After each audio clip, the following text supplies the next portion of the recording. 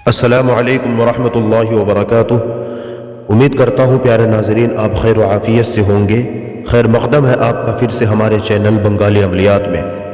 दोस्तों इससे पहले हमने एक वीडियो डाली थी जो अमलियात के 41 राज़ों में से शुरू के 5 राज जिसमें हमने ज़िक्र किए थे। दोस्तों आज आते हैं बिला वक्त ज़ाय किए हुए आज हम अपने सिलसिले को आगे बढ़ाते हैं और छठा राज आपके सामने में पेश करते हैं।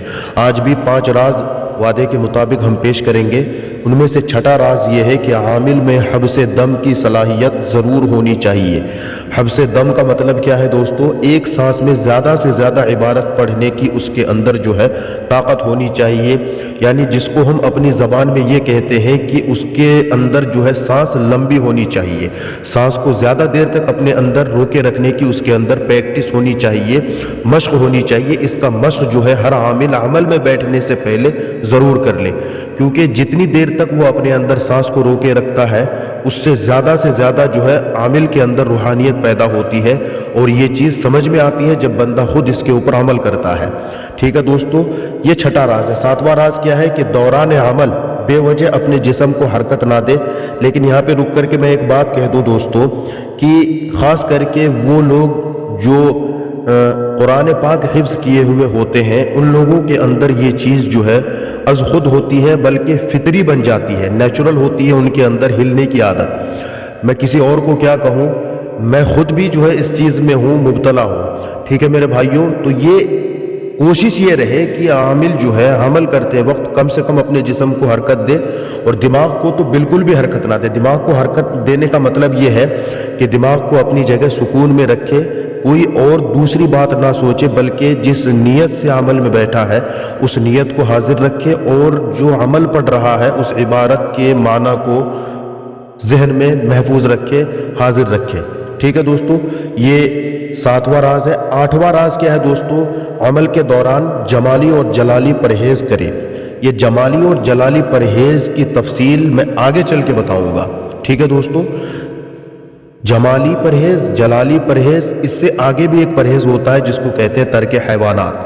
ठीक है, लेकिन अभी परहेज़ का सिलसिला हमारा शुरू नहीं हुआ है। ये चूँकि सरसरी तौर पर मुझे बताना ज़रूरी था, यहाँ पे मैं मुख्तसरन कुछ परहेज़ बताऊँगा। उन परहेज़ को आपको नज़र में रखना है। खाने पीने की चीज़ें अपना असर ज़रूर दिखाती है मेरे भाइयों, इसलिए खाने पीने की चीज़ों में ख़ास तौर पर परहेज़ ज़रूरी है। बदबूदार चीज़ों से परहेज़ करना है। ठीक है, जहाँ पे क्या कहते हैं कि जमाली जलाली परहेज़ ना हो, वहाँ पे खुद से आमिल को चाहिए कि वो बदबूदार चीज़ों से परहेज़ करे। प्याज, लहसुन, तंबाकू वगैरह से मुकम्मल इज्तिनाब करें। मैं जहाँ पे आपको बताऊँगा कि अमल में जलाली और जमाली परहेज़ होता है, ये बहुत सारे लोगों ने मुझे पहले भी सवाल किया था कि प्याज और लहसुन से परहेज़ करने के लिए क्यों कहा जाता है। दोस्तों मैं आपको बता दूं कि इसका मकसद सिर्फ बदबू की वजह से नहीं है, क्योंकि बाज़ लोग फिर इश्काल करेंगे कि हज़रत हम प्याज लहसुन इस्तेमाल करने के बाद या कोई दूसरी और चीज़ जिसमें बदबू होती है इस्तेमाल करने के बाद हम दांतों की सफाई कर लेते हैं, फिर तो कोई मकसद नहीं रहता है। लेकिन इसके पीछे भी और कुछ मकासद होते हैं कि प्याज और लहसुन के अंदर दोस्तों ऐसे इंग्रेडिएंट्स मौजूद होते हैं जिसकी वजह से क़ुव्वत हैवानी जोश में आ जाती है, जो आमिल के लिए अमलियात के दौरान आमिल के लिए नुकसानदेह साबित होती है। मैं इसके ऊपर अलग से एक मुकम्मल तफसीली वीडियो आपके सामने लेकर के आऊँगा कि प्याज और लहसुन से क्यों परहेज़ करवाया जाता है आमिल को। क्या सिर्फ बदबू मकसूद होती है या इसके पीछे और भी कोई राज है? लेकिन दोस्तों अभी के लिए इतना ख्याल रखें कि खाने पीने में की चीज़ों में परहेज़ ज़रूरी है और हलाल रिज़्क़ का होना ये ख़ास तौर पर जहन में रखें। ठीक है दोस्तों, आगे चलते हैं। 9वां राज, अमल एक वक्त मुकर्ररा पर शुरू करें और आखिर वक्त तक पाबंदी रखें। यानी कि पहले दिन जिस वक्त में आप शुरू कर रहे हैं, कोशिश आपकी ये होनी चाहिए कि आखिर दिन तक, जितने दिन का भी अमल आप कर रहे हैं, आखिर दिन तक आप अपने अमल को उसी वक्त पर करेंगे। इख्तिलाफ वक्त के वजह से अमल के अंदर कमज़ोरी पैदा हो जाती है। दोस्तों अगर बिलफ़र्ज़ कभी ऐसा हो भी जाता है तो फ़ौरन उस्ताद से रुजू करें और उस्ताद के इल्म में लाए बग़ैर खुद से कोई क्या कहते हैं कि शिक निकालने की आप कोशिश हरगिज़ ना करें। आगे चलते हैं 10वां राज, जो आज का आखिरी राज है दोस्तों। अमल में जगह का तायीन भी ज़रूर कर लें।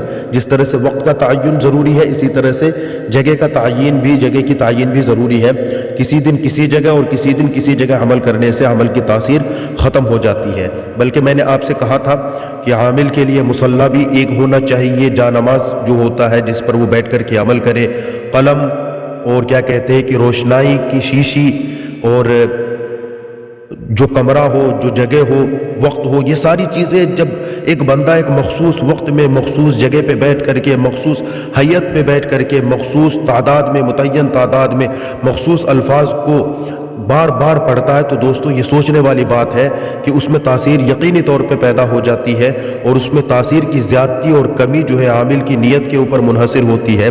आप देख सकते हैं कि पानी का कतरा कितना नरम होता है, उसके बावजूद जब वो मुसलसल किसी पत्थर पे भी पड़ता है तो उसको भी छेद कर देता है।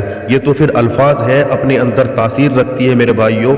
आज तो साइंस भी इस बात को मान चुकी है कि अल्फाज का अपना एक वजूद होता है, बल्कि अगर ये आंखें देख सकती तो आप देख सकते कि अल्फाज जब फ़िज़ा के अंदर पहुंचता है, आप जब बोलते हैं तो अल्फाज का अपना एक रंग होता है, उसके अंदर जो है एक जान होती है, एहसास होता है। ठीक है दोस्तों, तो ये फिर जो है टॉपिक अलग हो जाएगी। बस वक्तन फ़वक्तन मैं इस तरह की रहनुमाई आपके लिए जो है लेकर के आता रहूँगा। अभी के लिए, आज के लिए इतना ही। मिलते हैं अगली वीडियो में दोस्तों। आज आपसे यही रिक्वेस्ट है कि चैनल को सब्सक्राइब करें, वीडियोस को लाइक करें, और जो लोग जो है परेशान हैं या उनको किसी तरह के इलाज की ज़रूरत है या अमलियात में रहनुमाई की ज़रूरत है, उन तक जो है इन वीडियोज़ को ज़रूर शेयर करें। ठीक है, आपके लिए सवाब दारैन होगा, सदका जारिया होगा। अच्छी बात को शेयर करना भी जो है सदका है। ठीक है मेरे भाइयों, चलते हैं, मिलते हैं अगली वीडियो में। अल्लाह हाफिज़।